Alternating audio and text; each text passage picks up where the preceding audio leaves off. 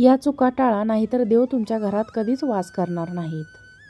आपण घरामध्ये देवाची पूजा करत असतो, त्यांची भक्ती करत असतो, रोजच्या दिनचर्येत त्यांचा समावेश करतो, पण तरीही काही लोकांना असे जाणवते की घरात सकारात्मक ऊर्जा राहत नाही. सतत समस्या येतात आणि देवाची कृपा जणू काही दूर झाली आहे का असे होते. असे कुठल्या चुका आपल्या हातून होत असतात? देव आपल्यावर प्रसन्न होत नाहीत, त्यांचे वास्तव्य आपल्या घरात टिकत नाही. यामागचे नेमके कारण काय आहे?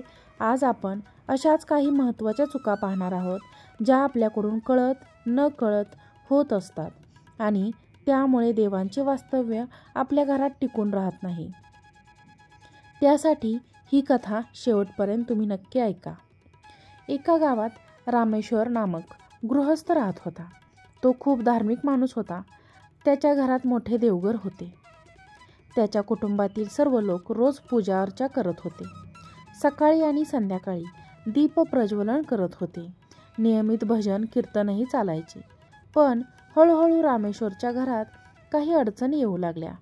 त्यांच्या मुलांचे आजारपणे वाढले, आर्थिक तंगी आली, मानसिक तणाव वाढला आणि घरात सतत वादविवाद होऊ लागले. त्याने विचार केला, इतकी भक्ती करूनही हे सर्व देव आपल्यावर का प्रसन्न होत नाहीत? रामेश्वर एका संतांच्या शरण गेला आणि आपल्या मनातील शंका व्यक्त केली. त्या संतांनी सांगितले की, बेटा, केवळ देवाची पूजा करणे पुरेसे नाही. त्यांची योग्य रीतीने सेवा, स्थान आणि शुद्धता राखणे हे सर्वात महत्त्वाचे आहे.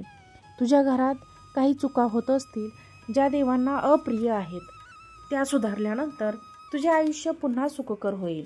या गोष्टींचा विचार करून रामेश्वरने आपल्या घरात कोणत्या चुका होत आहेत हे शोधण्याचा प्रयत्न केला. चला पाहूयात अशा कोणत्या चुका त्यांच्या घरात होत होत्या. 1.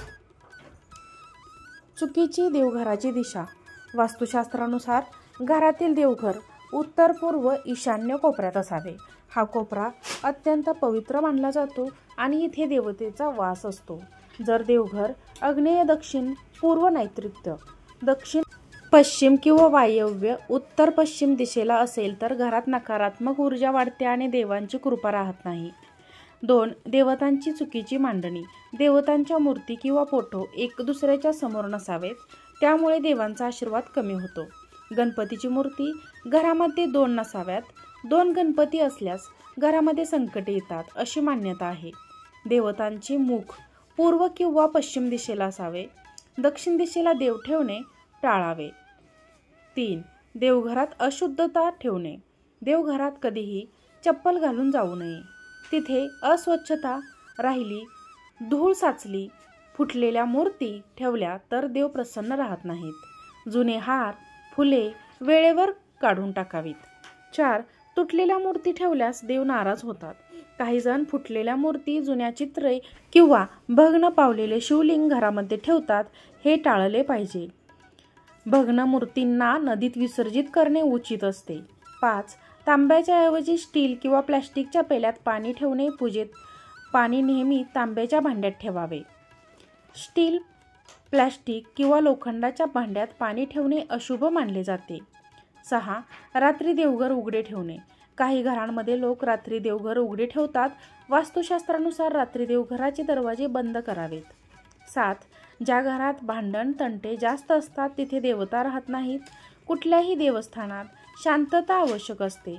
ज्या घरात सतत भांडणे, तणाव, राग, विकार असतात तिथे सात्विक ऊर्जा टिकत नाही. देवांना प्रसन्न करण्यासाठी हे उपाय करा. 1. दररोज शुद्धतेने पूजा करा. सकाळी स्नानानंतर पूजा करावी. ओल्या कपड्यांनी पूजा टाळावी. 2. दररोज दिवा लावणे अनिवार्य आहे. घरात सकाळ संध्याकाळ तुपाचा दिवा लावल्याने सकारात्मक ऊर्जा वाढते. तेलाचा दिवा लावल्याने लाभ होतो. 3. दररोज मंत्र जप आणि भजन करा.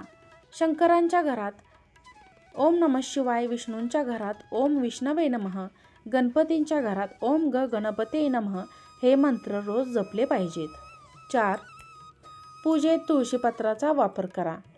तुळशीपत्र शिवपूजेत वापरू नये, त्याऐवजी बेलपत्र वापरावे. लक्ष्मीपूजेसाठी मात्र तुळशीपत्र अनिवार्य आहे.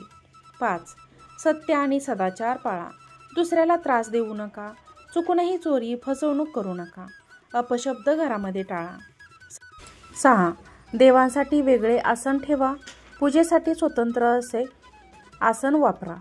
झाडांच्या, लाकडांचे किंवा कुशांच्या गादीवर बसून पूजा करावी. 7. रोज श्रीमद भगवद्गीता, रामायण किंवा विष्णू सहस्त्रनामांचे पठण करा. हे ग्रंथ वाचल्याने घरात देवत्व टिकते आणि रामेश्वराने या सर्व चुका सुधारल्या. काही दिवसातच घरातील नकारात्मक ऊर्जा कमी झाली. त्यांच्या कुटुंबात आनंद आला, आर्थिक स्थिती सुधारली आणि सर्वात महत्त्वाचं म्हणजे त्यांच्या मनाला शांती मिळाली.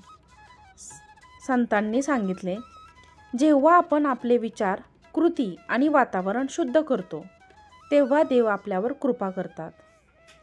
रामेश्वरांनी हे शिकले आणि त्यांचे घर पुन्हा एकदा भक्तिमय आणि आनंदमय झाले. आजचा व्हिडिओ तुम्हाला आवडला असेल तर व्हिडिओला लाईक करा, चॅनलला सबस्क्राईब करा, व्हिडिओ शेअर करा. आजचा व्हिडिओ पाहिल्याबद्दल तुम्हा सर्वांचे मनापासून धन्यवाद. श्री स्वामी समर्थ.